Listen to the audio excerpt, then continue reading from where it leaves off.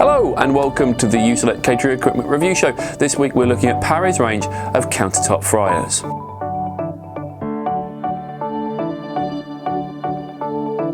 As ever, if you haven't yet subscribed, do so, and if you haven't clicked the bell as well, do that, because if you do, you'll be notified every time we post a video, which is every single week. Parry countertop fryers. Why would you want a countertop fryer? Well, you'd want a countertop fryer if you don't have a huge amount of space. There are a number of different models. There's a single one and a double well, 3 different power ratings. So you can get a 3 kilowatt in a single well, and a 3 kilowatt in a double well, a 6 kilowatt in a single well, a 6 kilowatt in a double well, and a 9 kilowatt in a single well, and a 9 kilowatt in a double well. Now, all of the individual wells hold 9 litres of oil, which means in the double wells you have 18 litres of oil. The 3 kilowatt ones are incredibly easy to put in. They actually use a 13 amp plug. The others do require hard wiring, so you'll need a professional to do that. Who are they for? They are for cafes, they're for pubs, they are for small restaurants who don't have much space, or if you want to add extra capacity and you already have fryers, but you want to say have a dedicated one for chips, or a dedicated one perhaps just for the vegetarian,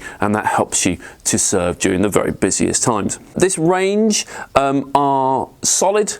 They're well made. The power rating will affect their performance.